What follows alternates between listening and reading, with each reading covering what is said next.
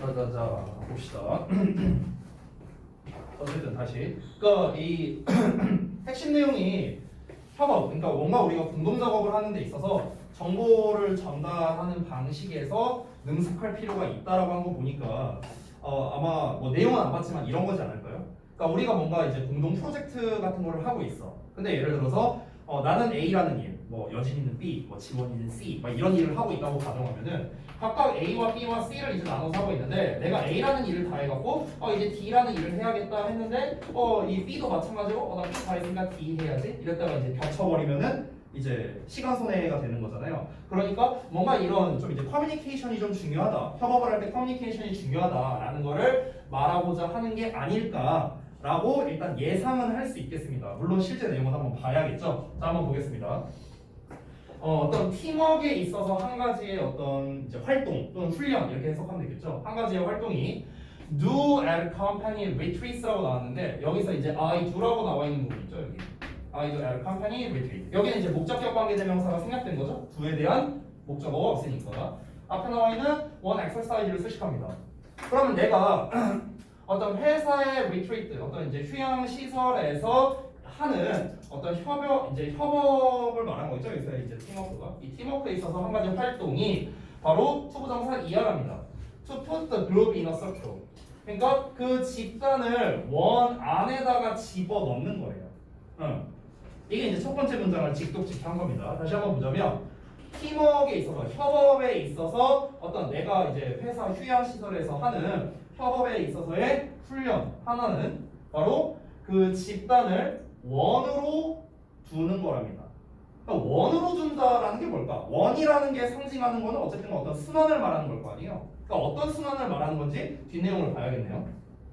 At one particular retreat. 그러니까 어떤 특정한 휴양 시설에서는요. there 비동사 뭐가 있냐면 a people in the circle. 그래서 그 원형으로 8명의 사람들이 있었고요. 그리고 I slowly handed tennis balls. 내가 테니스 공을 건네주었답니다. 천천히. To one person. 한 사람에게.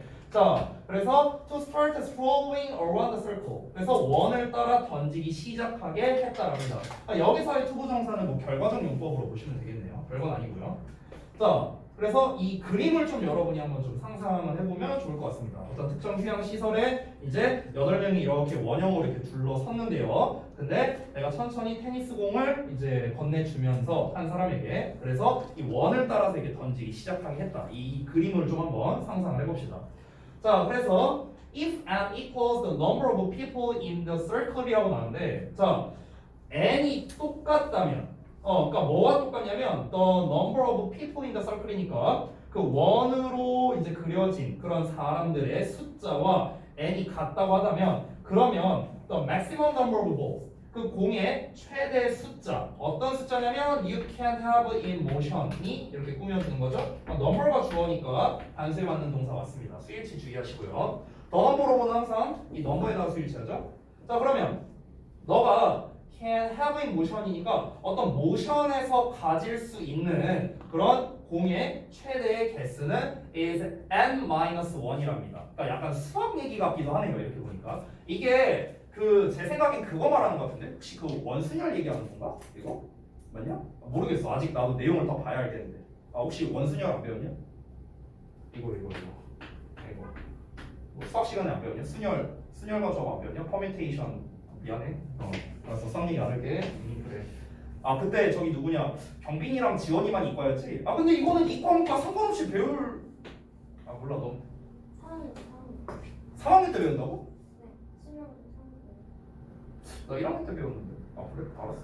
어쨌든 근데 내가 봤을 때 어쨌든 그 순열 얘기를 하고자 하는 것 같아요. 왠지. 그래서 내용을 좀 이해를 해보자면 우리가 보통 이제 어떤 그 수학에서 공식 같은 걸 만들 때 보통 이제 n을 기준으로 해서 이제 보통 공식을 많이 만들잖아. 왜 우리 저기 그 점화식 같은 거 할 때도 뭐 이제 일반항이라고 해서 뭐였지? 나도 혹시 십몇 년 대학 까먹었다. 뭐 n-1인가 막 그런 공식 있지 않았냐? 그 등차수열 막 공식 중에 몰라 까먹었어. 아무튼 그러니까 그런 것처럼 이제 n이라는 걸 이제 기준을 했을 때 이 n이라는 게 만약에 이제 그 원의 사람의 수가 같다면 아까 이제 8명이라고 했잖아.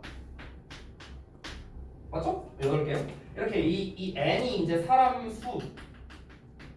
수라고 가정한다면 그러면 이 너를 움직이게 할 수 있는 최대 공의 수는 n-1이라는 거야. 이 n-1이 이제 공을 이제 너가 움직이게 할 수 있는 최대 공의 수라고 합니다. 최대 공의 수. 그러니까 이게 왜 그러느냐 하면서 이제 얘기가 나오는데요. 뭐 아직까지는 이 내용과 대체 무슨 관련성이 있는가 아직은 모르겠어요. 이어서 볼게. 왜 그러냐면 it's almost impossible 거의 불가능하기 때문에 그렇답니다. To throw and catch at the same time. 그러니까 던지면서 동시에 받는 게 불가능하기 때문에 그렇다라는 거죠. 그러니까 지금 얘가 말하는 건 이건 것 같아요. 요 사이사이에 보면 하나, 둘, 셋, 넷, 다섯, 여섯, 일곱, 여덟이네? 하나, 둘, 셋, 다섯. 그럼 말이 안 되는데? 내가 수학 계산 잘못한 건가? 내가 아니면 머리가 이상한 건가? 네, 아무튼간 여기에서는 이제 그 공을 이렇게 던지게끔 이렇게 했다고 했잖아요. 이렇게 원형으로. 그래서 처음에 그 이제 요 8명의 사람이 있고 그리고 너를 움직이게 하는 공의 최대수라고 했으니까 움직이게 하는 공의 수라는 거는 결국에는 공을 던질 때 어떤 이제 건네줄 때 그 움직임을 말하는 거지 않을까 싶은데요. 이쪽에서 일로 건네주려면은 이렇게 줘야 되고 그 다음에 내가 또 기다렸다가 이렇게 받아야 되고 그러면은 8개를 만약에 이 파란색이 만약에 공의 개수라고 한번 쳐봐. 공의 개수라고 친다면은 그러면은 내가 던지는 동시에 공을 받아야 되잖아. 8개를 돌리려면. 이해돼요, 뭔 말인지? 왜냐면은 8개를 돌리려면 이렇게 있으면은 이렇게 있다고 쳐봐. 8개가. 그럼 이렇게 8명의 사람이 있고 공이 8개면은 이렇게 동시에 돌아가야 되잖아. 그래야 공이 원활하게 돌아갈 거 아니야. 무슨 말인지 아세요? 이유진 이해 안 됐어. 저 눈빛 보니까 이해 안 됐어. 아니 그럼 둘이서 해볼게. 8명 말고 둘이면 쉬우니까 셋이서 해볼게. 자, 우리 셋이서 만약에 펜을 돌린다고 쳐봐. 그럼 우리 셋이서 펜을 돌릴 수 있는 최대한의 개수가 2개라고요. 2개. 왜냐면은 우리가 3개를 돌리려면은 내가 여진이한테 돌리고 여진이가 지원이한테 주고 지원이가 나한테 해야 되는데 이게 동시에 던져줘야 되잖아. 3개를 돌리면 이렇게 돌아가야 되잖아. 이해되냐? 이해를 못해. 이해했어요. 뻥치지 마. 그러니까 원활하게 돌리려면 2개를 돌려야 된다는 거죠. 예를 들어서 나와 이제 내가 이제 여진이한테 돌릴 때 여진이는 받을 준비를 해야 되고 딱 던지고 또 던지고 이런 식으로 그래서 이제 우리가 하나를 빼야 이제 원활하게 돌아갈 수 있다. 지금 이 얘기를 하는 겁니다. 이해되세요? 던지는 동시에 내가 받기는 되게 어려우니까. 그래서 이거 하나 자체가 내가 움직이게 할 수 있는 최대 공의 수, 그냥 공 개수야. 공의 개수 라고 생각을 하시면 되겠습니다. 던지는 공의 개수라고 생각을 하셔도 돼요. 자, 이어서 보자면 5번 문장입니다. The purpose of the exercise. 자, 그 훈련의 목적이 뭐겠습니까? 뭔가 좀 원활하게 흘러가게 하는 게 목적이지 않을까요? 그렇죠? 그래서 it's to demonstrate the importance of an individual's action이라고 하네요. 즉, 개인의 행동의 어떤 중요성을 보여주는 게 바로 이 훈련의 목적이랍니다. 그러니까 개인의 행동의 중요성이라는 거는 내가 8개를 만약에 동시에 돌린다고 했을 때 아까 말했다시피 주는 동시에 받는 게 어렵다 보니까 주고 약간 텀 있다가 받고 주고 약간 텀 있다가 받고 이 개인의 행동이라는 게 이 단체 생활에서 되게 중요하다라는 거를 말해주기 위해 이 훈련을 했다는 거예요. 여기서부터 뭔가 본격적인 얘기가 나올 것 같습니다. 그래서 사람들은 are much more concerned about 훨씬 더 관심이 있답니다. 뭐 하는 데 있어서 catching the ball, than throwing it. 그러니까 그것을 던지는 것보다는 공을 받는 거에 좀 더 관심이 있는 그런 경향이 있대요. 그래서 what this demonstrates 이것이 보여주는 게 뭐냐면 바로 대절이한데 그러니까 공을 잘 던지는 것보다 잘 받는 거를 이제 더 신경 쓰는 이유가 뭐냐면은 그게 바로 as equally important to the success of the exercise. 자, 여기 한번 봐봐. 그 훈련의 어떤 성공에 있어서 똑같이 중요하다랍니다. 대절이하가 진주어인데요. 요 대절이 어디까지냐? 여기까지가 되겠네. 그리고 여기에 대절이 또 나와 있는데요. 이 문장 구조를 보면은 여기에 as가 나와 있죠. 여기에 as가 생략되어 있다고 나와 있죠. 즉 as1급 as 구조가 되는데 as1급 as의 생략된 부분은 여기에 이제 다 작성이 되어 있습니다. 그러니까 뒤에 있는 것만큼 네모가로가 이것만큼 이제 똑같이 중요하다 이걸 말하는 거겠죠. 뒤에 있는 것만큼이나. 자, 그럼 다시 한번 볼게요.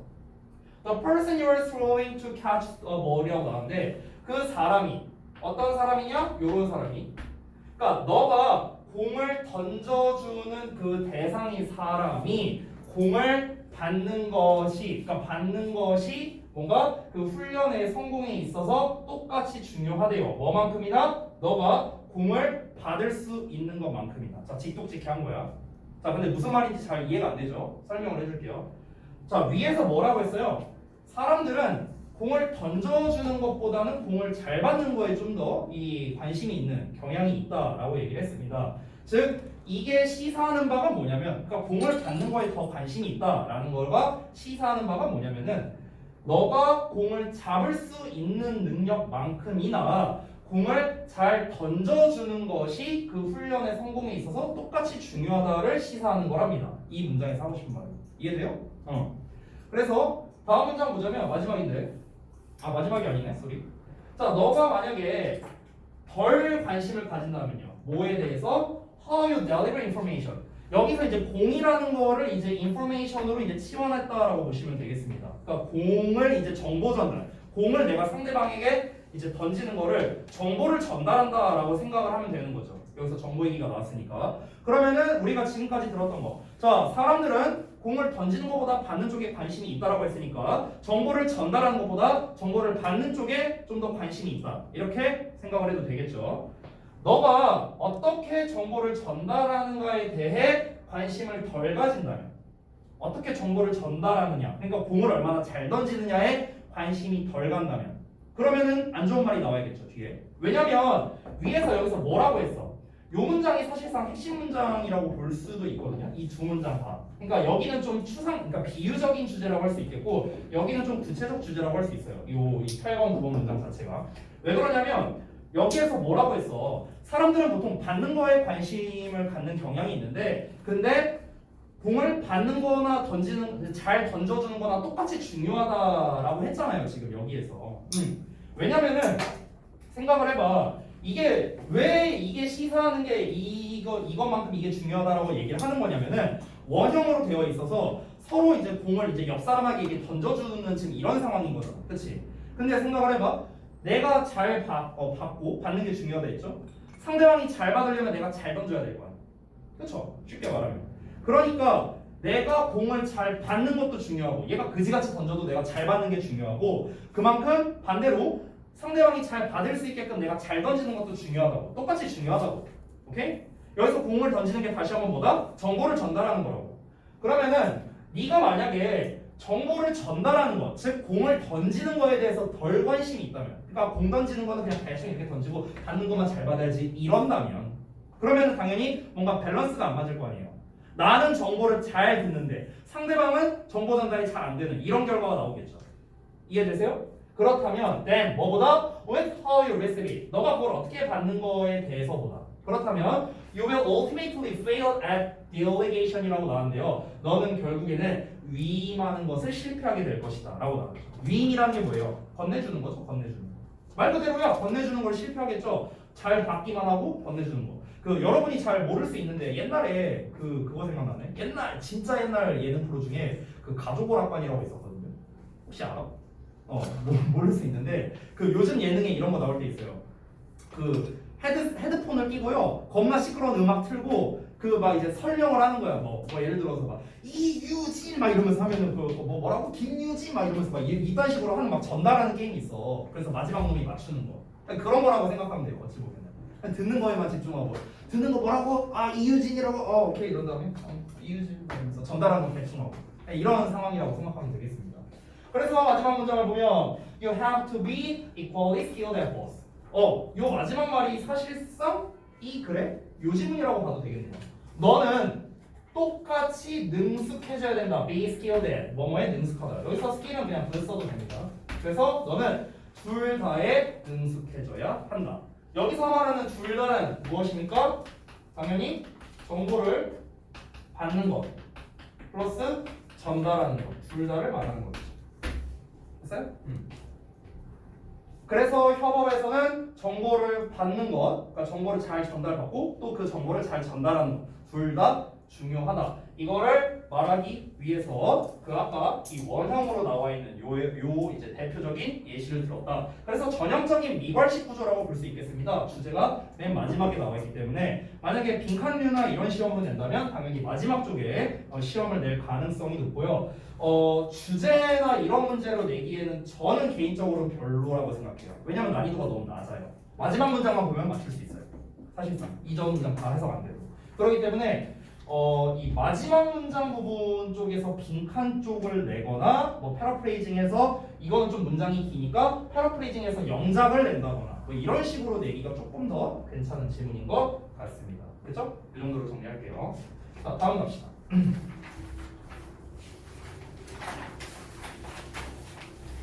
자, 22번 볼게요. 자, 이번에도 이제 핵심 소재를 먼저 보자면 음식의 다양성이 사람들이 섭취하는 음식의 양에 미치는 영향이랍니다. 즉 음식이 다양할수록 더 많이 처먹는데요.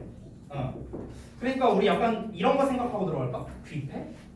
근데 나는 좀 아닌데? 여러분 보통 뷔페 가면 오히려 덜 먹게 되지 않냐? 아니냐? 몰라? 나는 그래. 나는. 어쨌든간 그러니까 음식이 다양하면은 사람들이 섭취하는 양이 늘어난다라고 어쨌든간 얘기를 하고 있으니까 어떤 건지 한번 살펴보자. 자, 어떤 sensory specific, 그다음에 satiate인가 잘 안 보인다. 아무튼간 여기에서 그 감각 특성적 어떤 이제 여기 뭐라고 해야 될까요? 그래서 satiety. 근데 이게 뭐라고 써 있는 거냐? 이게 잘 보이지도 않는다. 글씨. 뭐라고 써 있는지 보여요? 아, 포만으로 해서 그래. 포만으로 해석하면 되겠다. 어쨌든 이게 정의가 내려지는데 식욕의 감소로 정의가 내려진답니다. 이 문장을 좀 잘 봐야겠네요. 그러니까 감각 특성적 어떤 이렇게 좀 꽉 차는 그런 포만이라는 게 식욕의 감소로 정의된대요. 뭐 별거 아니죠. 그냥 배부르면은 식욕이 감퇴된다. 그걸 말하는 거니까. 즉 주관적인 좋아하는 것, 그러니까 음식에 대한 주관적인 좋아함이 어떤 음식이냐면 이제 섭취되고 있는 음식의 주관적인 좋아함이 어떻게 되겠습니까? With little change in the hedonic uneaten food인가? uneaten 맞아요? 잘 안 보이네. 맞아?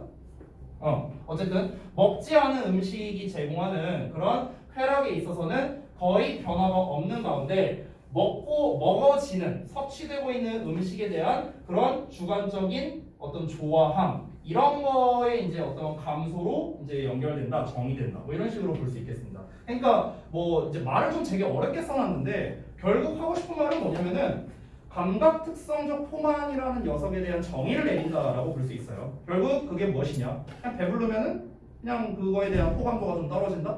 그냥 더 먹고 싶지 않다는 생각이 든다. 이 정도로 보면 될 것 같아요. 그래서 그 감각 특성적 포만의 결과로 사람들이 뭔가를 섭취할 때, 그러니까 다양한 음식을 섭취할 때 그들은 과식하는 경향이 있답니다. 중요한 말이겠네요. 여기서 과식한다. 그래서 이제 다시 한번 그러니까 다양한 종류의 음식을 먹을 때 사람들이 과식하는 경향이 있다라고 하네요. 그러니까 왜 그러냐면은 앞에서는 그 어떤 먹고 있는 음식에 대한 주관적인 애호 이게 거의 변화가 없다라고 얘기가 나왔었는데 먹고 있는 음식이라는 거는 어떤 종류가 변화되지 않은 거를 말하는 거겠죠. 똑같은 음식을 말하는 거겠죠. 이 첫 문장에서 말하는 거. 근데 이제 음식이 이제 좀 다양하게 있으면은 이제 이거를 또 먹고 싶고 저것도 먹고 싶고 뭐 이런 생각이 드니까 그러니까 좀 많이 먹게 된다. 이걸 이제 말할 가능성이 높겠네요. 결국 이걸 자체가 주제문이라는 걸 알 수 있겠습니다. 결국에 다시 한번 보다 여러 종류의 음식을 먹을 때 사람들이 과식하는 경향이 있다라는 거겠죠. 그러면 왜 사람들이 그 이제 다양한 종류의 음식이 있을 때 과식을 하게 되는가에 대한 그런 어떤 근거가 나올 가능성이 높겠습니다. 다음 내용을 보자면 A greater variety of food leads. 자, 그 다양한 엄청나게 더 다양한 종류의 음식이 사람들을 뭐하게 이끄냐면은 더 많이 먹게 이끈답니다. 그러니까 똑같은 말이죠 결국에는. 뭐보다? 그것들이 그렇지 않을 경우에보다. 그렇지 않다라는 건 뭘 말하는 겁니까? 음식이 다양하지 않을 때보다를 말하는 거겠죠. 똑같은 말이에요.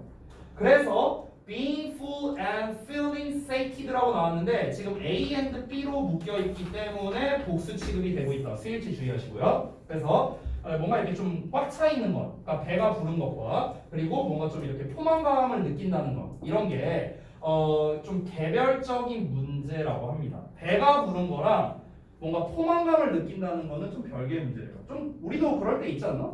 이제 뭔가를 먹을 때 뭐 아무리 배불러도 이제 디저트 배는 따로 있고 약간 뭐 그런 거라고 볼 수도 있겠고 아니면은 좀 뭔가 먹어서 배가 차긴 했는데 뭔가 먹은 것 같지 않은 막 이런 느낌 들 때 있잖아. 저는 뷔페 갈 때 좀 그런 것 같아요. 뭔가 배는 부른데 우리가 소위 헛배 부른다고 하죠. 헛배 부른다. 그러니까 약간 이제 그런 느낌, 이 느낌과 이 느낌은 결국에는 별개의 문제다라고 합니다. 자, 이어서 5번 문장 볼게요.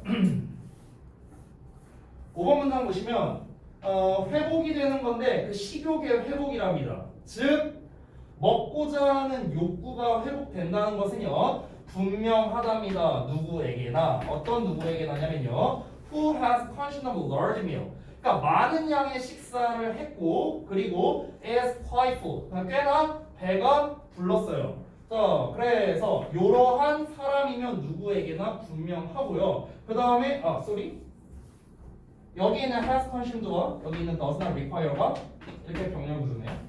이렇게 묶으면 되겠습니다. 자 그리고 추가적인 에너지나 영양이 필요하지는 않답니다. 그들의 데일리 욕구를 위해서. 그러니까 무슨 말이냐면요. 지금 보시면 앞에서 그 이제 한 가지 종류의 음식을 먹을 때는 사람들이 이제 뭔가 새로운 쾌락을 이제 느끼기가 어렵다. 배가 차면은. 근데 다양한 음식이 있으면은 이것도 먹어보고 싶고 저것도 먹어보고 싶고 이런 이제 생각이 드니까 이제 이거에 대한 이 욕구는 없어지지만 이거를 먹어보고 싶다는 욕구는 생길 거 아니야. 그렇지? 그러니까 다양한 음식이 있을 때 많이 먹게 된다. 이걸 계속해서 얘기를 하는 건데 그러니까 한 음식을 내가 예를 들어서 뷔페를 갔는데 치킨만 계속 먹었어. 그럼 배는 차.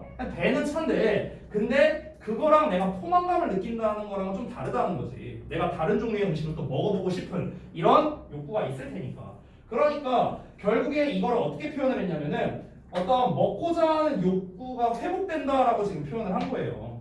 A라는 음식을 하나만 먹었으면은 그 뭔가 식욕이 복구가 되진 않을 거 아니에요. 근데 이거 뭐 예를 들어서 좀 짠 걸 먹으니까 단 걸 먹고 싶고 단 걸 먹으니까 또 짠 걸 먹고 싶고 이런 식으로 이제 식욕이 복구가 될 수 있다는 거지.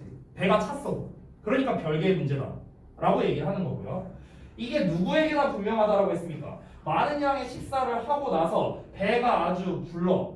근데 추가적인 에너지나 뭔가 영양소를 채운다. 이런 게 이제 불필요하다는 거야. 먹을 만큼 처먹었으니까. 됐어? 그 하루 할당량이 되겠죠. 여기서 말하는 하루 할당량 에너지 뭐 이런 걸 말하는 거겠죠. 그걸 다 채웠어. 충족시키기 위해서 이런 게 필요하진 않아. 근데 decide to consume. 자, 섭취하기로 결심하는 거야. 추가적인 칼로리를요. 뭐 하고 나서 디저트 카트를 보고 나서요.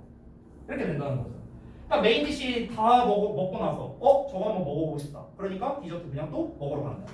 내가 영양소를 더 안 채워도 되고 배가 이미 부른데도 불구하고. 그러니까 결론적으로 뭐야? 또 똑같은 얘기한 거야. 또 음식의 종류가 다양하니까 많이 먹게 된다. 똑같은 말 또 하게 된 거죠. 그래서 이런 음식의 감각적 특성의 자그마한 변화가 충분하답니다. 뭐 하기에? 어떤 음식의 섭취를 증가시키기에 충분하다. 또 똑같은 얘기야. 계속 똑같은 얘기하고 있죠.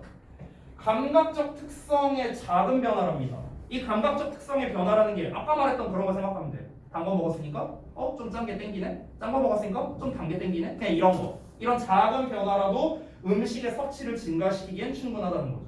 그럼 여기에서 sufficient의 어휘라고 되어 있는데요. 저는 increase도 충분히 좋은 어휘라고 생각합니다. 여기서는요.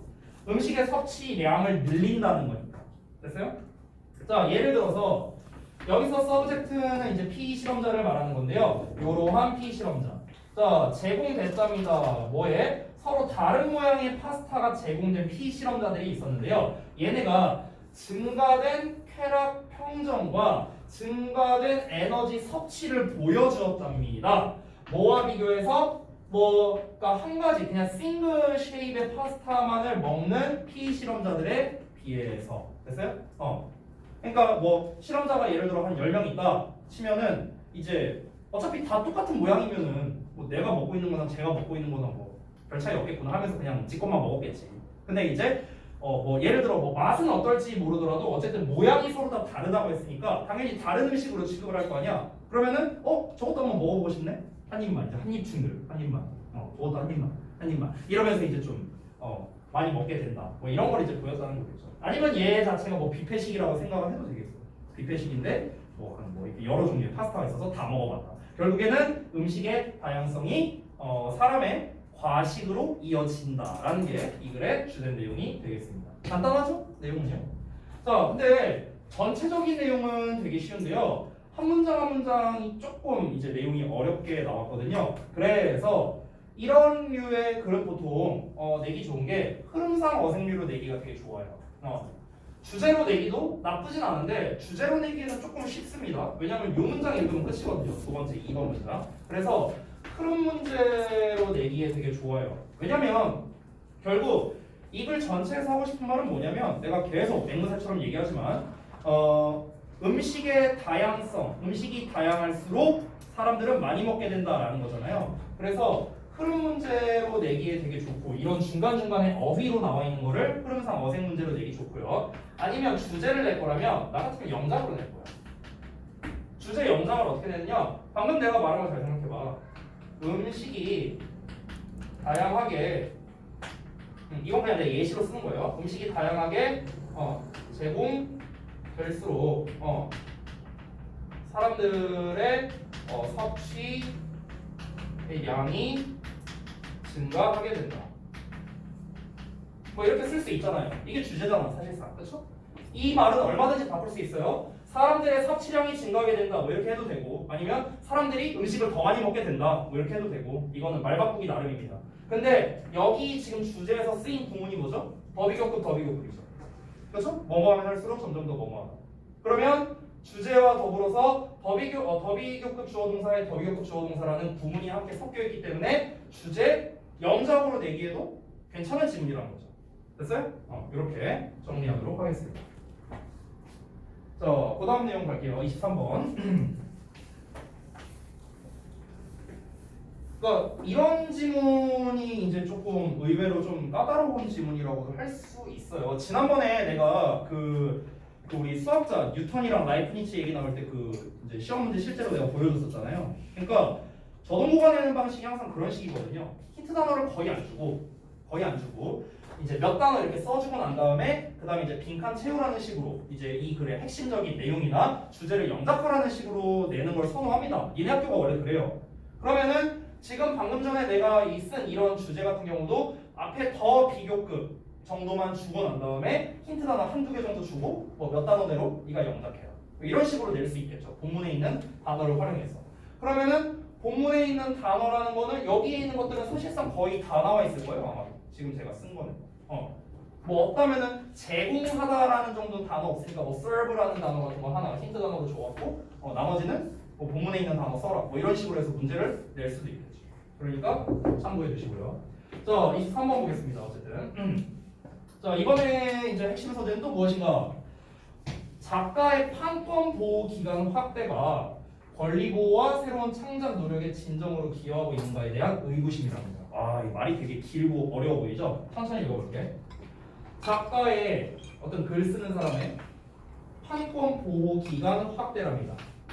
그러니까 판권 보호 기간 확대라는 거는 뭐 이제 말 그대로 이제 어떤 뭐 이 작가가 뭐 어떤 글 작가인지 사진 작가인지 뭐 뭔지는 모르겠지만 그 사람이 창작해낸 뭔가 이 저작권이라고 보면 되겠죠. 그러니까 그 저작권의 그 기간 확대가 권리를 보호해 주고요. 그리고 새로운 창작을 할 수 있도록 이제 진정으로 기여하고 있는가에 대해서 뭔가 좀 의구심이 든다랍니다. 그러니까 과연 작가의 판권 보호 기간 확대가 과연 이런 점에 있어서 좋은 것인가? 권리를 보호해주고 새로운 창작을 할 수 있도록 이런 이제 노력을 할 수 있도록 해주는 데 있어서 과연 정말 좋은 것인가? 뭐 이런 의구심이 든다라는 게 핵심 내용이랍니다. 자, 내용 한번 같이 살펴볼게요. 개인 작가와 사진 작가 둘 다 나왔네요. 개인 작가와 사진 작가는요, have rights 권리를 갖고 있답니다. 뭐에 대한 권리냐면 그들의 지적 자산에 대한 권리를 갖고 있답니다. During their lifetime 그들의 평생 동안이요. 여기서 뭐 개인 작가와 사진 작가 나왔는데 그냥 너네 입장에서 생각하면 작곡가라고 해도 될 것 같아요. 작곡가들은 뭐 지들이 작곡한 음악에 대해서 평생 동안 저작권을 갖고 있겠죠. 자, 그리고 그들의 상속인은요 또 어떤 권리를 가지고 있냐면 for 70 years 70년 동안 그 이제 그 창작자가 죽고 난 후 70년 동안 권리를 가지고 있답니다. 상속자 같은 경우는 짱이네. So 그래서 any publication 그러니까 어떠한 출판물이든 간에 그러니까 less than 25 years old라고 나왔는데 요 덩어리가 이렇게 꾸며준다고 보면 되겠죠. 그러니까 125년이 채 안 되는 어떠한 출판물이든 간에 뭐 해야 되냐면요 점검되어야 한답니다. 그런 저작권 상태에 대해서 점검되어야 한다 이렇게 되어 있습니다. 자, 첫 문장이 이제 도입부가 좀 길게 나왔는데 다시 한번 보자면 우리 작가들은 다시 한번 보다 자신의 지적 재산에 대해서 평생 동안의 어떤 권리, 저작권 같은 거를 가지고 있고요. 그리고 그의 후계자, 상속인은요 죽고 난 다음에 70년이라고 했어요. 죽고 난 다음에 70년. 그렇기 때문에 한 125년이 안 된 그런 출판물이 있다면은 이제 좀 이게 이 저작권이 이제 제대로 권리가 남아 있는 거냐 아니냐 이런 거가 좀 점검이 되어 봐야 된다라고 지금 주장을 하고 있네요. 이어서 보자면 그 판권 보호의 지속 기간이 늘어났답니다. steadily 꾸준히 늘어났어요. 수년에 걸쳐서 늘어났는데요. 그게 70년이라는 거를 이제 기준으로 해서 이제 여기서 세팅이 됐는데요. 그 판권 기간 연장 뭐 어떤 행위, 어떤 법, 뭐 이런 게 이제 뭐 이런 거에 의해서 정해졌답니다. 뭐 70년이라는 뭐 그런 기준 이런 게 뭐 정해졌대요.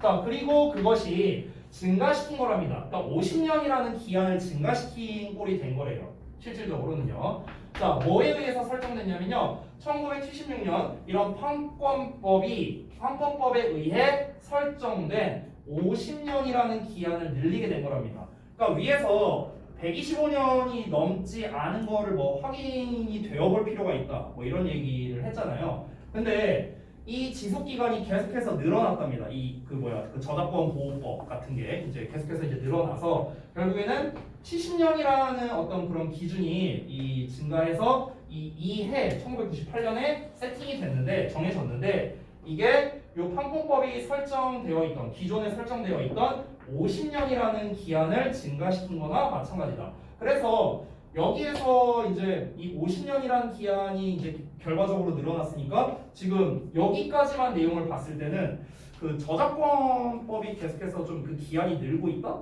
일단 뭐 이유는 모르겠지만 어쨌든간 계속해서 꾸준히 이제 증가해 왔다라고 한 거죠.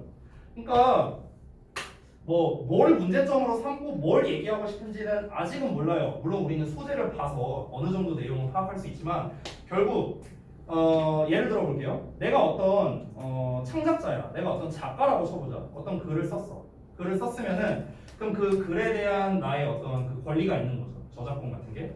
예를 들어 그 글을 뭔가 인용을 하거나 뭔가 아니면은 뭐 교과서에다 뭐 갖다 쓴다거나 뭐 여러 가지 할 때 나한테 그 저작권료가 와야겠죠. 그렇죠? 그게 이제 저작 권리가 되는 거잖아. 그렇죠? 자, 근데 예를 들어서 내가 죽었어. 그러면 이제 내 아들내미가 그 이제 권리를 이어받을 수 있다라고 이제 여기에 나왔었죠. 근데 그 권리를 얼마만큼 이어받는다? 70년 동안 이어받는다라고 지금 위에서 얘기가 나왔는데 이 기간 자체가 계속해서 꾸준히 늘어났다라고 지금 두 번째 문장에서 얘기를 하고 있네요. 이어서 보자면 그러한 이제 입법에 대한 지지하는 사람들은요, like to defend this increase. 이러한 증가를 옹호하는 거죠. 보호하는 것을 좋아한답니다. 지지하는 사람이니까 당연히 좋아하겠죠. 뭐 지지하는 사람들은 뭐 이유가 자기가 뭐 상속을 받거나 아니면 자기가 뭔가 권리가 있거나 뭐 이런 사람들이지 않을까? 어쨌든 with tales of surviving writers. 그러니까 뭔가 그 좀 굶주리고 있는 그런 작가와 그리고 그들의 좀 그런 빈곤한 그런 이제 우리 직계 자손들 그런 후손들 이 사람들의 이야기를 이제 가지고 했을 때 이런 증가를 당연히 옹호하겠죠. 당연히 옹호하겠죠. 작가랑 후손들인데. 근데 실제로는요 그 수혜자는 뭐가 될 가능성이 더 높냐면 다국적 출판사가 될 가능성이 더 높대요. 실제로 그 글 쓴 사람과 그 상속자가 아니라 이 다국적 출판사가 실제로 이익을 볼 가능성이 높다라고 얘기하는 거예요. 뭐 이유가 있겠죠. 그러면 우리가 지금 여기까지만 읽었을 때 3번 문장까지만 읽었을 때 이 내용을 좀 어느 정도 이해할 수 있을 것 같아요. 이 첫 문장. 첫 문장에 뭐라고 했습니까? 작가가 가지고 있는 그런 판권 보호 기간의 확대 그리고 그에 대한 권리를 보호해 주는 게 과연 정말로 좋은 것인지에 대한 의구심이 든다고 했잖아. 이 여기 핵심 소재에서. 실제로 다국적 출판사가 이제 그 최대 수혜자가 될 가능성이 높다며. 자, 그래서 다음 내용 보자면 뭐 이유가 나올지 안 나올지 모르겠지만 한번 살펴봅시다. 자, 그리고 주목하랍니다. 대절이야를요. 그 판권 법들이 serve a dual purpose. 그러니까 두 가지의 이중의 목적에 기여한다는 것에 주목하랍니다. In addition to 이것 이외에도 그 작가의 권리를 보호한다랍니다. 뭐하기 위해? So as to 뭐하기 위해서죠. Encourage the publication of new creative works. 그러니까 새로운 창의적인 작품의 출판을 촉진하기 위해 작가의 권리를 보호하는 것 이외에도 이 판권이라는 건 또한 be supposed to 하면은 뭐뭐 해야 한다는 뜻이죠. 또는 뭐뭐 하기로 되어 있다. 자, 뭐 해야 되느냐? Place reasonable time limits. 그러니까 뭔가 적당한 기한을 두어야 된답니다. 그러한 권리에 있어서. 뭐 하기 위해? 시대에 뒤떨어진 작품들이 좀 편입될 수 있도록요. 어떻게? 그 새로운 창의적인 노력 속에 들어올 수 있도록. 자, 이게 말이 길어서 말이 좀 헷갈릴 수 있는데 다시 한번 여기도 정리를 해보겠습니다. 자, 앞에서 지금 계속해서 나오고 있는 얘기는 뭐냐면 판권 보호 기간 연장에 대해서 계속해서 얘기를 하고 있습니다. 자, 그런데 이 판권에 관련된 법들이 이중적인 목적이 있다라고 했어요. 이제 이 기간을 연장하는 거에 있어서. 그러니까 첫 번째는 여기까지가 되겠네요. 여기까지가 첫 번째인데 그 작가의 권리를 보호해 준다는 게 당연히 1순위겠죠. 왜냐면 막 갖다 쓰면 안 되니까. 그럼 작가의 권리를 뭐 하기 위해 보호해 주는 거냐면 새로운 어떤 창의적 작품의 출판을 좀 뭔가 이렇게 좀 촉진하려고, 뭔가 좀 격려하려고 그러기 위해서 작가의 권리를 보호해 준다라는 명목상의 이유 하나. 그것 이외에도 이 판권은 또한 그러한 이제 그 여기 뭐야 새로운 창의적인 노력 속에 있어서 그 좀 뒤떨어진 좀 옛날 작품이나 이런 것들이 좀 들어올 수 있도록 그 권리의 기한을 좀 적당하게 주어야 된다. 뭐 이런 식의 두 가지의 이중적인 목적이 있답니다. 판권 법률에 있어서요. 그래서 그 연장된 판권 보호라는 게 결국에 frustrates 동사인데 중요한 단어겠네요. 얘가 뭘 좌절시키냐면 새로운 창의적인 endeavors. 여기 복수형 나와 있네. 그래서 거기 단어장에 복수형으로 나와 있었나 보다. 어쨌든 그러니까 새로운 창의적인 노력을 좌절시켜버린답니다. 뭐와 같은 거냐면 시와 같은 거, 그러니까 시와 어떤 노래 가사 이런 거를 인터넷 사이트에다가 올리는 거, 그러니까 이런 거를 이제 뭐 포함시키는 거, 이런 거와 같은 그런 새로운 창의적인 노력을 좌절시킨다. 이거 내용이 끝났습니다. 정리를 좀 해볼게요. 정리. 지문 내용이 좀 어려웠으니까. 자, 여기 오른쪽에 있는 거를 좀 보시면 좋을 것 같아요. 이게 아마 원문 제목이었던 걸로 기억을 합니다. 저도 이거까지 뭐 잘 기억이 안 나는데 보시면 이 여기 표시한 부분을 한번 좀 잘 봐주세요. 표시한 부분들. 그러니까 처음에 보면은 여기 도입부에서 그 상속자는 무슨 뭐 창작자가 뭐 하고 뭐 권리를 갖게 되고 뭐 125년이 안 넘은 거라면 한번 확인을 해봐라 이런 내용 나왔고 도입부에서. 그래서 두 번째 문장에서 판권 보호를 위한 그 기간이 수년에 걸쳐서 계속해서 늘어났다라고 했습니다. 그래서 이제 70년이라는 이런 기준이 생겼는데 이거는 결국에 50년이라는 기한을 늘린 거다라고 나왔고요. 이어서 그러면은 그런 이제 그 이 판권보호법 그 기간을 연장하는 거에 지지하는 사람들은 당연히 어떤 사람이겠어? 좀 이 뭔가 이 판권으로서 좀 이익을 볼 수 있는 사람들이겠죠. 그 작가라든가 아니면은 그 작가의 후손이라든가 뭐 이런 사람들일 텐데 근데 실제로 수혜자는 출판사가 될 가능성이 높다는데 이거는 뭐 이유는 자세한 이유는 안 나왔어요. 이거에 대한 건. 자, 어쨌든간 중요한 건 뭐냐? 이러한 판권을 늘리고자 하는 이런 법률은 이중의 목적이 있는데 첫 번째는 뭐냐면 작가의 권리를 보호해준다. 두 번째는 뭔가 여기에서 잠깐만요. 그 시대에 뒤진 그런 작품이 새로운 창의적 노력 속에 편입되도록 그런 권리에 적당한 기한을 두어야 된다. 이 두 가지의 목적이라고 했습니다. 여기서 이게 요 말이 조금 어려울 수 있는데 요거를 좀 설명을 해줄게요. 여기 요 부분. 요 부분을 보면은 시대에 뒤떨어진 작품이 새로운 창의적인 노력 속에 편입되어야 된다. 되게 판권이 길잖아요. 70년 막 이러면요. 그러니까 뭐 예를 들어서 70년 전에 쓰여진 거라면요. 내가 지금 내가 책을 잘 안 읽어서 잘 모르겠는데 예를 들어 한 70년 전에 쓰인 뭐 작품이 있다고 쳐봐. 그럼 그게 아직까지도 그 저작권이 이어지고 있어. 그러면은 뭔가 지금 입장에서 봤을 때는 뭔가 좀 이런 시대에 좀 뒤떨어진 작품이 될 수도 있겠죠. 그러면은 뭔가 이걸 가지고 이걸로 계속 울거먹는 게 아니라 뭔가 좀 이 새로운 좀 뭔가 창의적인 뭔가가 나와야 되지 않겠느냐. 노래로 만약에 퉁친다면은 이런 거죠. 예를 들어 음악이라고 치면 지금 예를 들어 벚꽃 엔딩이라는 노래가 있어. 그럼 벚꽃 연금이라고 그러잖아 우리가. 뭐 매번 이제 봄 시즌 되면은 맨날 그 벚꽃 엔딩이 엄청 막 맨날 차트 순위 올라가고. 근데 그 버스커가 예를 들어서 이 판권이 70년이 있다고 쳐봐. 그럼 얘네들은 70년까지 계속 얘가 음반을 안 내. 장범준이 음반을 안 내. 계속 이거 다 먹고 사는 거야. 그러면은 아무래도 이런 창의적인 노력 같은 게 나올 가능성은 적겠죠. 그렇죠? 계속 그거 갖다 먹고 살면 되니까. 그러니까 이런 이제 이 판권 보호법을 뭔가 이 기간을 좀 정하는 게 좀 그러니까 적당량으로 좀 조정을 하는 게 중요하다. 뭐 이런 식으로 지금 얘기를 하고 있는 거라고 볼 수 있겠네요. 그래서 마지막 문장에 또 주제가 나온 미괄식 구조가 되는데 따라서 이 연장된 판권 보호는 이 판권 그 보호법이 늘어나게 된 걸로 인해서 그래서 새로운 창의적인 노력을 좌절시킨다라고 나온 게 바로 이 글의 주제가 된다라고 볼 수 있겠습니다. 내용이 좀 어려웠지만 결국에 결론적으로 제일 중요한 거는 그래서 이 글쓴이 이 필자의 입장에서는 이게 안 좋다 이거예요. 쉽게 말하면 판권 보호를 위해 이 기간을 연장하는 게 안 좋다. 왜 안 좋다? 새로운 창의적인 뭔가가 나올 가능성이 낮아지니까. 심플하게 말하면 그렇습니다. 심플하게 말하면. 잠깐만 쉬었다 하겠습니다. 몸이 안 좋네.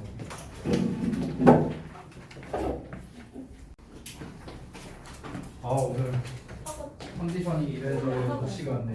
여러분이 좀 양해를 좀 부탁드립니다. 주말에 사실상 쉬지를 못해갖고 차라리 일을 했으면은 괜찮은데 일도 못하고 딴 일을 해갖고 컨디션이 이래저래 좋지가 않네.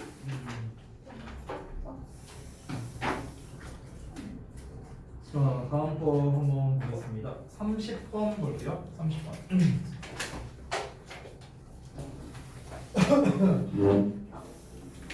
자, 30번도 마찬가지로 여기 핵심 소재 한번 먼저 보겠습니다. 만화가 스캇 아담스의 인생을 극적으로 바꾼 어떤 격려의 편지라고 되게 간단하게 나와 있네요. 자, 어떤 내용인지 한번 살펴보겠습니다.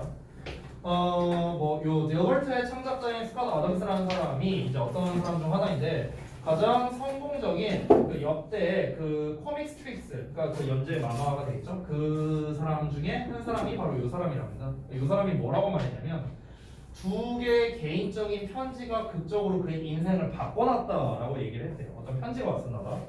그래서 이제 그에 대한 어떤 일화를 소개하는 그런 글인 것 같습니다. 자, 어느 날 밤에 그가 PBS TV 프로그램을 이제 시청하고 있었대요. 만화 이제 카툰에 대한 이제 만화 그 프로그램이었나 봐요. 이거를 이제 시청하고 있는데 그가 뭔가 쓰기로 결심을 했답니다. 그 주최자에게요. 그 쇼의 주최자에게 뭔가 글을 쓰기로 결심을 했답니다. 그 사람이 이 사람이고요. 자, 그래서 to ask for, ask for는 이제 요청하다라는 뜻이죠. 그의 조언을 좀 요청하기로 했답니다. about becoming a cartoonist. 그러니까 만화가가 되는 거에 대해서 이제 그 사람이 좀 조언을 구하고자 그 TV 쇼 주최자에게 이렇게 편지를 쓰고자 이렇게 결심을 했다는 거죠.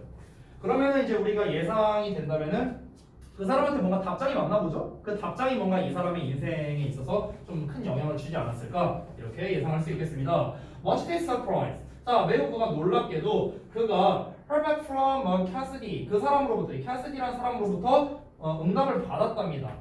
몇 주 내로요. 어떤 형태로 받았냐면요. handwritten letter니까 손편지 형태로 받았대요. 심지어 여기 정성스럽게 써줬나 보지. 자, 이 편지는 조언을 했습니다. advise 목적어 투부정사 나와 있죠. 오형식 구조고요. 이 애덤스에게 뭐라고 조언을 해줬냐면요. 낙담하지 말라고 조언을 해줬답니다. 만약 뭐 한다면 그가 받는다면요. 그러니까 초기에 거절을 받는다 하더라도 뭔가 낙담하지 말아라 라고 이렇게 조언을 해줘도 돼요. 그래서 이 애덤스가 영감을 받았고 그리고 몇 번의 이제 몇 편의 만화를 이렇게 제출을 했지만 그는 금방 거절당했답니다. 그러니까 이 거절을 당한다 하더라도 너무 낙심하지 말아라. 이 조언을 듣고 이 사람이 뭐 별로 낙심을 안 했겠죠? 그러면 잘 받아들였다면. 자, 그래서 이 사람의 조언을 따르지 않고 아니네. 자, 조언을 따르지 않고 그는 낙심했대. 뭐야? 좀 반전인데? 어쨌든 낙심했고요. 그리고 그의 자료들을 put away 치워버렸고요. 그리고 decide to forget 그러니까 잊기로 결심했답니다. 그 만화를 그리는 걸 어떤 직업으로서 하기를 이제 또 잊어버렸답니다. 뭐지? 좀 반전이게 오히려 반전인데 좀 당황스러운데. 자, 아무튼가 약 15개월 후에 그가 놀랐답니다. 뭘 받아서 놀랐는데요. yet another 하면은 그냥 한 번 더라고 생각을 하시면 될 것 같아요. 그러니까 yet another를 쓰는 경우는 우리가 보통 이제 세 개를 말할 때 one, another, the other 이렇게 쓰잖아. 부정대명사를 쓸 때. 네 개를 말할 때 one, another, yet another, the other 이런 식으로 좀 표현을 합니다. 그러니까 또 한 번에 이렇게 해석하면 돼요. 그래서 또 한 번의 편지를 또 얘한테 받았대. 그때 이제 놀랐는데요. 특히나 뭐 때문이었냐면 그가 그에게 감사를 표현하지도 않았기 때문이랍니다. 그의 그 오리지널 어드바이스인가 그 원래 조언에 대해서. 그러니까 처음에 이제 처음 조언을 말하는 거겠죠. 이제 자기가 조언을 구했고 그 사람이 이제 직접 이제 손필기로 이제 보내줬잖아요 편지를. 그래서 그냥 이러면 되겠구나 하고 뭐 답장도 안 했나 보지 뭐 감사를 표현하지도 않았다 이거야. 그럼에도 불구하고 이 사람이 또 편지를 이제 보냈다라는 거죠. 자, 그래서 그는 다시 행동을 했답니다. 캐서디의 격려에 따라서 행동을 했지만 이번에는 he stuck with it. 자, 여기서 stuck with라는 거는 고수하다라고 생각하면 될 것 같아요. 고수하다. 그래서 그것을 고수했다. 그러니까 그것을 따랐다라고 보면 되겠죠. 그리고 분명하게 그것은 히트를 쳤다라고 보면 되겠습니다. 아주 쉽네요. 지문은요. 그러니까 결국에는 이 두 통의 편지라는 게 무엇입니까? 결국 두 번의 격려의 편지, 똑같은 사람에게서 받은 두 번의 격려의 편지네요. 그래서 처음에는 어떻게 됐어요? 처음에는 편지를 받고 그냥 낙심했고 이제 집어쳐 안 해 이랬는데 한 번 더 편지를 받고 그래 이번에는 까짓 거 한번 해보자 해갖고 이제 잘 받아들여서 이 사람이 결국에 히트를 치게 됐다. 이런 내용이 나왔네요. 그러면 이런 류의 글은 지금 이제 시간의 흐름이 있는 거죠, 나름. 그렇죠? 시간의 흐름이 있는 어떤 일화를 말하는 거기 때문에 시간의 흐름이 있는 나열식 구조입니다. 나열식 구조이기 때문에 사실 내기에 되게 좋은 문제는 어떤 거냐? 당연히 어떤 순서나 삽입 쪽, 순서 삽입 쪽 내기 좋고 그 다음에 일치 쪽 이런 쪽으로 문제 내기가 좋겠네요. 뭐 뚜렷하게 이 글의 주제가 뭐다라고 말하기에는 조금 애매한 것 같아요. 왜냐면 어떤 사람의 일화를 말한 거니까 어떤 주제나 요지를 말하기 좀 어렵고 어떤 이제 글 하나를 좀 짧게 쓸 수 있는 순서, 삽입, 일치 또는 뭐 어법 뭐 이런 걸로 문제 내기 괜찮은 것 같습니다. 자, 넘어가죠. 32번. 보자면 일단 여기서 핵심 소재는 또 명백한 단서를 제공하는 게 기억의 가능성을 높인답니다. 이거는 뭐 근데 너무 당연한 말 아닌가요? 명백한 단서를 제공한다는 건 뭔가를 좀 정확하게, 구체적으로, 뚜렷하게 전달을 한다는 거겠죠. 이게 기억할 가능성을 높인다라는 건데요. 어떤 내용인지 보겠습니다. 점심 중 얼마나 많은 것이 어떤 점심이냐면 네가 지난주에 걸쳐서 먹었던 그 점심 중에 얼마나 많은 것이 can you recall? 너는 회상해낼 수 있느냐? 여러분 기억나요? 저는 기억이 안 납니다. 어쨌든 그래서 너는 기억하느냐? What you ate today? 오늘 먹은 건 기억하느냐? 저는 기억할 수 없습니다. 오늘 먹은 게 없어서요. 자, 그리고 I hope so. 나는 그러길 바란다. Yesterday. 어제는 기억납니다. 어제 파스타 먹었어요. 자, 그래서 I bet. 이 bet이라는 단어가 이제 원래 우리가 이제 사전적인 단어로 찾아보면은 걸다라는 뜻으로 나와요. 걸다. 여러분 이제 베팅한다라는 말 알고 있죠? 그래서 틀림없이 뭐뭐 하다. 뭐 보통 이런 식으로 해석이 됩니다. 자, 대절이야가 틀림없이 필요하다. 이렇게 보면 될 텐데 It takes a moment's effort. 그러니까 잠깐의 노력이 이제 반드시 필요할 것이다. 이 정도로 해석하면 되겠습니다. 뭐가 잠깐의 노력이 필요해? 어제 내가 뭘 먹었는지를 생각해 내려면 잠깐 딜레이가 걸린다. 이 말을 하는 거겠죠. 그리고 what about the day before yesterday? day before yesterday는 엊그제죠. 그러니까 엊그제에 대해서는 어떠냐? what about a week ago? 일주일 전은 어떠냐? 계속해서 이걸 물어보고 있습니다. 자, 여기가 이제 지금 대놓고 주제 문장이라고 써 있는데 그럼 중요하겠죠. 여기까지는 전부 다 도입부라고 생각을 하시면 되겠습니다. 자, 여기에서 not so much라는 표현이 나왔는데 여기를 좀 먼저 보고 가시죠. 여기 오른쪽 위에 보시면 not so much A as B라고 나와 있죠. 이게 not A so much as B라고 나와 있습니다. 이게 그냥 as1급 as라고 생각하면 돼요. as1급 as. as1급 as에서 원래 우리가 이 부정어가 앞에 있으면은 이제 as 대신에 so를 쓰기도 하잖아요. 그래서 B만큼이나 많지 않은 A 이렇게 되는데 직역하자면 그래서 A라기보다는 오히려 B, 그러니까 rather than이라고 생각을 하시면 되겠습니다. 비교 구문에서의 어떤 표현이 되겠고요. 그러면 너의 여기서 보자면 It's not so much that your memory of last week's lunch has disappeared. 그러니까 지난주 점심에 대한 너의 기억이 사라졌다는 게 아니라 오히려 만약에 제공된다면 with the right cue, 그러니까 적절한 단서가 제공된다면 뭐와 같은 너가 그것을 어디에서 먹었는지 또는 그걸 누구와 먹었는지, 그러니까 이런 거와 같은 좀 적절한 단서가 제공된다면 너는 여기서의 likely는 그냥 아마도라고 해석하면 되겠습니다. 아마도 기억해낼 것이랍니다. What had been on your plate? 너의 접시에 뭐가 있었는지를 기억해낼 거래요. 그러니까 그냥 아무런 단서 없이 너 어제 뭐 먹었어? 오늘 뭐 먹었어? 이러면 이제 잘 떠오르지가 않는데 좀 이제 적절한 단서를 제공해 주는 거죠. 어제 누구랑 먹었냐? 이러면은 아, 나 어제 뭐 친구랑 뭐 엽떡 가서 먹었어. 뭐 이런 식으로 좀 이제 생각이 날 가능성이 높다라는 거죠. 저는 이게 지금 예시가 식사로 나와서 그런데 저는 개인적으로 여러분이 각종 공부할 때 그냥 일반적인 암기할 때 있잖아. 그 암기할 때 굉장히 이게 좀 공감이 많이 된다고 생각해요. 어떤 식이냐면은 예를 들어 쌩암기 과목, 예를 들어 뭐 어떤 국사 같은 거라고 쳐보자. 그러면은 제가 예전에 경험했던 것 중에 그런 게 좀 있었거든요. 전날에 막 이제 국사 시험 보기 전날에 친구랑 이렇게 서로 이제 막 그냥 테스트를 내면서 하는 거야. 야, 뭐 임진왜란이 몇 년도냐? 막 이러면서 막 이렇게 이제 서로 문제 내면서 막 이렇게 해. 근데 이제 그 관련된 게 시험에 나오면은 이거 내가 언제 공부했지? 이 생각이 드는 게 아니라 어제 이거 얘랑 테스트했던 문제인데 막 이러면서 이제 좀 생각이 나는 거잖아. 그렇지? 그러니까 그 본체를 기억하는 것보다 그 본체의 약간 곁들이, 그 곁들이를 기억하는 게 오히려 좀 더 기억에 잘 남는다? 이거를 말하고 싶은 것 같아요. 이 글에서는요. 그러니까 음식 자체를 뭘 먹었냐, 그 본체를 기억해내는 것보다 그 음식을 누구랑 먹었냐, 어디서 먹었냐, 언제 먹었냐와 같은 그런 좀 약간 그 부연적인 설명 있잖아. 얘네가 기억을 좀 더 강화시켜준다라고 얘기를 하는 거죠.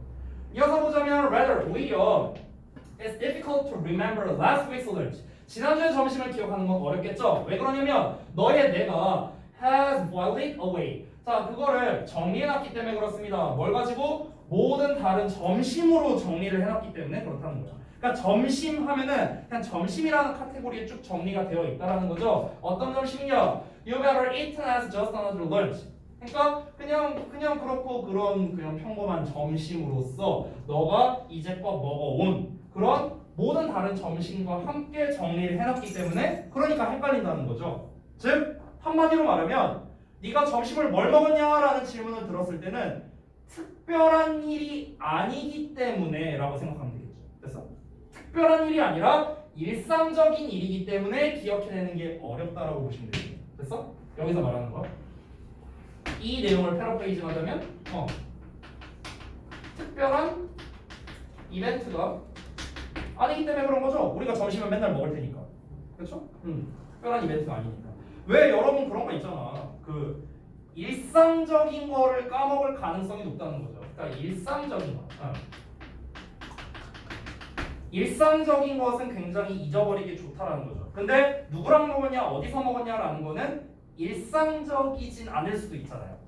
그렇잖아. 뭔가 좀 특별한 이제 이벤트가 될 수도 있겠죠. 누구랑 먹었냐, 어디서 먹었냐 이런 거는. 그렇기 때문에 결국 이 문장을 통해서 우리가 알 수 있는 건 아하, 특별한 이벤트 케이스가 아닌 경우, 즉 일상적인 거를 사람들이 기억을 잘 못하는구나 라고 이해를 할 수도 있다라는 겁니다.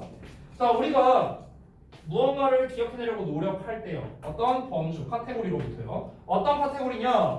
Includes as many instances as lunch or wine. 그러니까 점심이나 와인과 같은 그런 많은 사례를 포함하는 범주로부터. 사례가 되게 많잖아요, 이거는요. 그러니까 일상적인 걸 말하는 거예요. 여기서 많은 사례라는 거는요. 그런 범주로부터 뭔가를 기억해내려고 할 때, 그때 그런 많은 기억이 서로 우리의 주목을 위해 경쟁한다는 거예요. 우리가 뭔가 떠올리게 하려고 이제 지들끼리 경쟁한대. 어제 점심과 엊그제 점심이 나를 기억나게 할 거야 막 이러면서 이제 서로 이제 경쟁을 한대요. 자, 그래서 지난주 수요일 점심에 대한 그 기억은요, not necessarly니까 부분 부정이죠. 반드시 뭐뭐한 건 아니다. 지난주 수요일 점심에 대한 기억이 반드시 사라진 거는 아닌데, 그것은 대절 이하랍니다. 너가 없는 거래요. The right hook. 그러니까 뭔가 좀 적절한 훅, 이 후크라는 게 이 갈고리 같은 걸 말하는 거거든요. 낚싯바늘 같은 거. 그래서 적절한 낚싯바늘이 없는 거래요. To pull it out of the sea. 그 바다에서 그것을 뭔가 끄집어낼 수 있는 적절한 낚싯대가 없다라는 겁니다. 그 런치타임 메모리라는 그런 이제 바다. 그러니까 이거 좀 비유적으로 표현한 건데, 잘 봐. 아까 말했다시피 점심 메뉴라는 거는 늘 일상적으로 있는 거예요. 어제도 있고 엊그제도 있고 그냥 맨날 있어요. 지금으로부터 딱 1년 전부터 지금까지를 하면은 365번의 점심 식사가 있을 거 아니야, 그렇지? 그러면은 굉장히 많은 양이잖아. 굉장히 많은 이제 점심을 먹었는데 그거를 굉장히 많기 때문에 바다라고 좀 비유를 한 겁니다. 됐어요? 그래서 그 엄청나게 바다처럼 많은 양의 점심에서 우리가 딱 기억해갖고 딱 갈고리 쳐서 끄집어낼 만한 그런 기억력이 과연 있느냐? 없다고요. 우리한테 그게 없다고. 그러니까 그 기억이 아예 사라진 건 아니지만 그걸 끄집어내는 능력 자체가 좀 부족할 수밖에 없다라는 겁니다. 됐어요? 하지만 wine that talks, 그러니까 말하는 와인은 그것은 유니크하답니다. 그러니까 이게 무슨 말이냐면, 그냥 내가 점심마다 맨날 와인을 먹는다고 쳐봐. 예를 들어서 내가 맨날 와인을 먹는다고 쳐봐. 그러면은 내가 무슨 와인을 먹었느냐라고 한다면은 헷갈릴 수 있어요. 왜? 그건 일상적인 거니까. 일상적인 건데, 근데 여기에서 말하는 와인이라는 거는 이제 뭐 우리가 여러 가지로 생각할 수 있겠는데, 진짜 그 어떤 특별한 일이 있는 와인? 이렇게 좀 약간 비유적으로 생각을 할 수도 있겠고, 아니면 말 그대로 누군가와 대화하면서 마시는 와인, 뭐 이렇게 생각을 할 수도 있겠죠. 어쨌든 여기에서 말하는 이거는요, 특별한 상황에서, 그러니까 일상적인 일이지만 일상에 특별함이 추가된 경우라고 생각하면 돼요. 됐어요? 일상인데 특별함이 추가된 경우, 그건 결국 뭐가 되는 거야? 특별함이 되는 거죠. 그러니까 기억에 잘 남는다. 그러니까 경쟁자가 없는 기억이 된다라고 얘기를 하는 겁니다. 이해되셨나요? 어렵지 않죠? 아까 내가 말했던 공부로 대입해봐도 돼. 내가 국사를 작년에도 공부했었고 올해도 공부했고 재작년에도 했고 계속 공부를 했어요. 니네는요. 매년마다 공부를 했어. 하지만 기억이 잘 안 남죠. 근데 내가 예를 들어서 뭐 굉장히 특별한 경우라고 한번 해보자. 보통 우리가 독서실에서 뭔가 이렇게 막 공부를 해. 그러면 이거는 일상적인 거에 가깝잖아. 그렇잖아. 독서실에서 내가 뭐 하루 이틀 공부한 것도 아니고. 근데 예를 들어서 내가 어느 날은 배가 너무 아파서 내가 만약 예를 들어 장염에 걸렸어. 장염에 걸려갖고 내가 이제 공부는 해야 되고 장염에 걸렸으니까 밥도 쫄쫄 굶으면서 내가 화장실에서 똥 싸면서 국사책을 딱 피면서 이렇게 공부를 했어. 근데 이거는 뭐야? 국사책을 피긴 핀 건데, 근데 이 국사책이 그 국사를 공부한다는 거는 일상의 범주에 해당되는데 화장실에서 본다는 거는 이거는 유니크한 거잖아. 그렇잖아. 그러니까 기억에 잘 남는다는 거죠. 그래서 결국 이 사람이 말하는 것보다 다시 한번 일상에다가 약간의 특별함을 추가하면 기억이 강화된다. 이렇게 볼 수 있겠습니다. 정리됐죠? 자, 오늘의 마지막 질문입니다. 35번.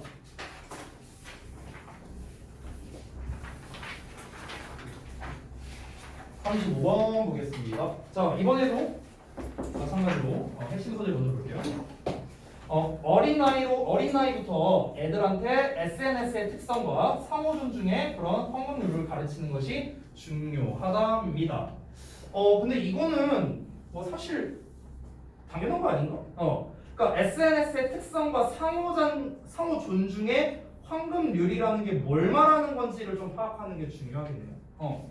그러니까 지금 이렇게만 봤을 때는 이 필자는 SNS의 특성이라는 말과 이 상호 존중이라는 걸 약간 좀 반대되는 속성으로 좀 보고자 하는 것 같아요. 왠지. 그래서 적당히 밸런스를 잡는 게 중요하다라고 지금 얘기를 하는 것 같거든요. 그래서 어쨌든 내용 한번 보겠습니다. SNS의 맥락에서 상황에서 그 미디어의 리터러시는 원래 이제 읽고 쓸 수 있는 능력인데 여기서는 해석 능력이라고 보면 될 것 같습니다. 그래서 미디어 정보 해석력이 주장되어 왔습니다. 뭐 하도록? 특히나 중요하다고 주장되어 왔는데요. 뭐 하기 위해서냐? 사용자들을 의식하게 만들기 위해서입니다. 뭐를 의식하게냐? 그들의 권리를요. 뭐 할 때? SNS 도구를 사용할 때요. 그리고 여기서 help가 앞에 나와 있는 얘랑 병렬이라고 나와 있죠? 돕기 위해서입니다. 그들로 하여금 뭔가를 습득하거나 강화하도록 돕기 위해서랍니다. 인권의 가치를요. 그리고 또 develop, 기르도록. 여기서 이제 그 develop이라고 이제 보어로 이제 지금 나와 있는데 여기서의 보어는 요쪽이라고 보시면 되겠죠? 얘네랑 이제 병렬이라고 보시면 되겠네요. 자, 뭐를 기르도록? 태도를 기르는데 어떤 태도냐? 필요한 태도, 필수적인 태도. To respect other people's rights and freedoms. 다른 사람의 권리와 자유를 존중하기 위해서 필요한 태도를 기르도록 뭔가 이 미디어 정보 해석력이 특히나 중요하다고 주장되어 왔답니다. 네, 되게 길죠? 한 문장이. 그래서 이 문장을 다시 한번 좀 보겠습니다. SNS 상황이라 했는데 미디어의 정보 해석력이 특히나 중요하다고 주장되어 왔답니다. 여기서 정보 해석력이라는 거는 말이 조금 애매해요. 이 정보 해석력이라는 게 이제 뭐 어떤 시사에 관련된 거고 뉴스를 보고 그거에 대한 뭐 받아들이는 걸 말하는 건지 아니면은 그냥 일반적인 사람들이 SNS에 글을 올린 거에 대한 해석 능력을 말하는 건지 뭐 아직 그건 몰라요. 그건 모르지만 어쨌든 그게 중요한데 그게 왜 중요하냐면요. 사람들이 이 SNS 도구를 사용할 때 뭐 페이스북이든 인스타그램이든 뭐든 간에 그걸 사용할 때 자신의 권리를 의식하게 만들기 위해서 중요하고요. 다른 사람들에게, 그러니까 그들로 하여금 뭔가 다른 사람들의 어떤 인권, 가치 이런 거를 이제 좀 습득하고 강화하고 뭐 그런 이제 태도, 다른 사람의 이제 어떤 그런 다른 사람을 존중해주는 그런 태도 이런 거를 기르는 데 있어서 또 도움이 되기 때문에 도움이 될 수 있도록 이런 정보 해석력이라는 게 굉장히 중요하다라고 여겨져 왔다, 주장되어 왔다. 일단 이렇게 얘기가 이어지고 있습니다. 자, 어찌됐든간 SNS에서의 정보 해석력이 굉장히 중요하다. 여러 가지 측면에서 두 가지 측면이겠죠. 요 A라는 측면, B라는 측면. 그럼 C라는 측면이 나온 거 보니까 그럼 요거 세 개가 병렬로 보는 게 낫겠네요. 세 가지로 보는 게 낫겠다. 자, 어쨌든 with regard to라는 표현 나왔는데 이거는요, 여러분 when it comes to랑 똑같은 말입니다. 뭐뭐에 관해서라면 이런 뜻이에요. 그래서 peer-to-peer risks. 그러니까 이 peer라는 건 원래 동료인데 여기선 동료라기보다는 이제 그 SNS 사용자라고 보는 게 낫겠죠. 그래서 사용자 간의 그런 위험과 관련해서요. 어떤 거냐면요, 좀 이제 갈구는 거. bullying이 이제 보통 이제 그 약자를 좀 약간 이제 멸시하고 깔보고 약간 이런 거라고 보면 돼요. 그래서 그런 괴롭히기와 같은 그런 사용자 간의 위험성과 관련해서 이 마지막 요소가 of importance는 한 단어로 important다 얘들아. 이거. 그래서 of 플러스 추상명사는 형용사랑 똑같다라고 위에 나와 있죠. 그러니까 특히나 중요하다 이렇게 해석하면 됩니다. 다시 한번. 그 약자를 괴롭히는 것과 같은 그런 사용자 간의 위험성과 관련하여 이 마지막 요소가 특히나 중요하대요. 마지막 요소라는 건 요 위에서 말했던 요 C 내용을 말하는 거겠죠. 그래서 요거를 말하는 겁니다. 이렇게. 즉 타인의 권리와 자유를 존중하기 위해 필요한 태도를 기르는 것. 이걸 말하는 거예요. 됐어요? 그냥 한마디로 말하면 그냥 타인을 존중하는 태도를 가진다는 거. 이 태도를 함양한다는 거. 이게 이제 중요하다는 거죠. 특히나 중요하답니다. 남을 배려하는 게 중요하다. 이것은 뭐와 관련이 있냐면 basic principle, 기본 원칙과 관련이 있는데 어떤 원칙이냐면 여기 동격절이라고 나와 있죠? 뒤에 완전한 문장 나오겠죠? 주어, 얼터, 동사. 수동태 나왔으니까 완전한 문장이고 전치사에 명사 나와 있죠. 수식어 나와 있고. 완전한 문장이기 때문에 then으로 써야 됩니다. 관계대명사 자리가 아니기 때문에 위치 같은 걸로 쓰면 안 되겠죠. 자, 어쨌든 아이들이 가르쳐지는 거니까, 가르침을 받는 거니까 배우는 거죠. In the offline world as well. 그러니까 아이들이 오프라인 상에서도 배움을 받는 기본 원칙과 관련이 있답니다. 그 기본 원칙이 뭔데? 뒤에 나오는 거겠죠. Do not do. 하지 말아라. To others. 다른 사람들에게 하지 말아라. 뭐를? What you would not want others to do to you. 너가 would not want. 뭔가 원하지 않는 것이랍니다. 다른 사람들이 하기를 원하지 않는 거래요. 너에게. 오케이? 그러니까 너가 다른 사람이 나한테 안 이랬으면 좋겠다 하는 거를 너도 그 사람한테 하지 말아라. 이 소리 하는 거죠. 됐어요? 그러니까 이런 기본 원칙과도 관련이 있답니다. 그러니까 여기서 배려를 말하는 거죠. 온라인 상에서 지금 이제 SNS 상에서의 어떤 그 상대방을 배려하고 이런 거 나왔으니까 그런 예의 범절에 대해서 좀 얘기를 하는 것 같은데, 예를 들면 이런 거야. 예를 들어서 나는 만약에 장난으로라도 누군가가 SNS 상에서 나한테 욕하는 게 싫어. 예를 들어서. 그러면은 나도 욕하면 안 된다는 거야. 이건 근데 비단 온라인 상에서의 어떤 원칙만은 아니잖아요. 이거는 그냥 오프라인, 그냥 우리 실제 세계에서도 통용되는 원칙이잖아. 그렇지? 내가 당하기 싫은 거는 나도 해서는 안 된다라는 기본적인 원칙이니까 그것과 연관성이 있다라고 얘기를 하는 거죠. 어렵지 않죠? 자, 이어서 보면 여기 4번 문장 볼게요. 아이들의 SNS 활동이 권장되어야 한답니다. 뭐 할 때? 우리가 그들로 하여금 지식을 축적하도록 도울 수 있을 때. 여기서 말하는 지식이라는 게 뭐겠습니까? 위에서 언급했던 것들이겠죠. 뭐 아까 말했던 이런 것들, 여기 A, B, C 이 세 가지에 대한 지식을 말하는 거겠죠. 이런 지식을 좀 뭔가 좀 이게 쌓을 만한 그런 상황이 됐을 때, 우리가 좀 그런 거를 좀 알려줄 수 있을 때, 그때 애들한테 SNS를 좀 하라고 권장되어야 된다. 이 부분이 바로 이 필자의 주장이라고 할 수 있겠네요. 필자의 주장. 자, 이것은 should also be a golden rule. 그러니까 황금 규칙이어야 된답니다. 황금 룰이어야 된대요. 그 SNS와 관련해서도요.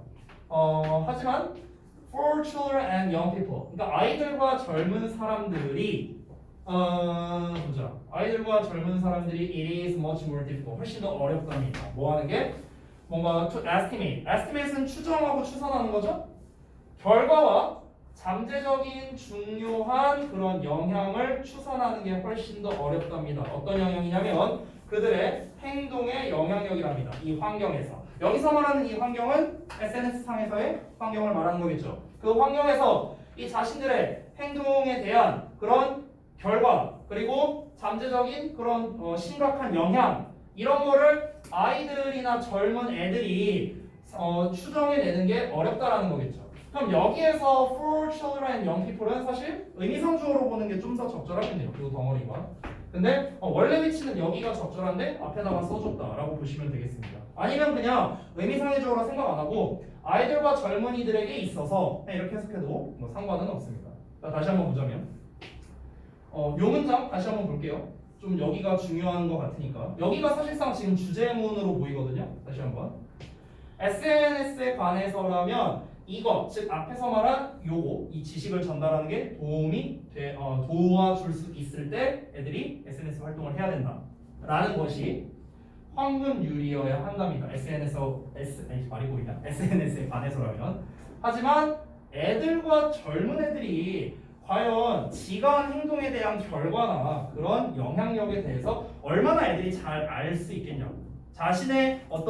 자신이 SNS에 어떤 글을 올림으로써 어떤 영향력이 생기겠다, 이런 걸 얼마나 추정할 수 있겠냐고. 그게 굉장히 어렵다는 거죠. 우리가 아무리 지식을 전달해준다 하더라도 연예인 생각하면 되지 않을까? 좀 어린 연예인들, 그러니까 예를 들어 미성년자인 어린 이제 연예인들이 있으면은 자기들이 자신도 모르게 SNS에다가 실수하는 그런 경우가 되게 많잖아요. 막 술 먹는 사진 올린다던가 이런 것들. 그러면은 올릴 때는 별거 아니라고 생각을 할 수도 있고요. 미리 사전에 어른들이 그거에 대해서 얘기를 해줬을 수도 있어. 뭐 매니저나 이런 뭐 아니면 회사의 어떤 직원들이 SNS에 글 쓸 때 조심해라. 뭐 어쩌고저쩌고 얘기했을 수 있겠죠. 지식을 전달해줬을 수 있어. 하지만 그거와 상관없이 얼마나 애들이 그걸 알겠냐고. 그래서 따라서 hence raising awareness of children from a very early age about their 왜 이렇게 길어? 여기까지네. SNS 뭐냐? 여기까지네. 주어가 엄청 기네요. 자 보시면 raising awareness 하면은 보통 우리가 어떤 의식을 고취시키다라고 해석을 하거든요. 그냥 의식을 높이다라고 생각하면 됩니다. 의식을 높이다. 자 그러면 아이들의 의식을 높이는 겁니다. 뭐로부터? 아주 어린 나이로부터요. 뭐에 대해서? 특수한 어떤 특성, SNS의 특수한 특성과 그리고 그런 장기적인, 잠재적, 장기적 영향에 대해서예요. 어떤 영향이냐면은 겉보기에는 트리비얼해, 사소해 보이는 행동의 그런 잠재적인, 장기적 영향에 대해 아주 어린 나이로부터 아이들의 그런 의식을 고취시키는 것이 crucial, 중요하다. 이렇게 얘기를 했습니다. 그러니까 결국 마지막 문장은 어찌 보면 주제를 재진술한 문장이다. 아니죠? 결국 요지문이라고 할 수 있겠네요. 이 마지막 문장. 됐어요? 여기가 요지. 여기는 주제. 그럼 결국 이 글도 미괄식 구조겠네요. 주제가 마지막에 나왔으니까. 그렇죠? 그래서 정리를 좀 해보자면은 이제 어려서부터 그래서 아까 우리 처음에 나왔던 요 내용 있죠? 어려서부터 애들에게 SNS의 특성 그리고 상호 존중의 그런 환분율 이런 거를 가르치는 게 중요하다. 안 그러면 애들이 실수해갖고 자신의 뭐 어떤 글이라던가 행동으로 인한 여파가 애들이 잘 추산을 할 수 없기 때문에 어떤 영향이 생길지 모르잖아요. 그래서 중요하다라고 얘기가 됐습니다.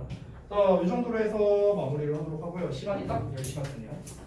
고생들 하셨고 다음 시간에 이 부분을 이어서 하도록 하겠습니다. 다음 시간에 38번부터 하면 될 것 같네요.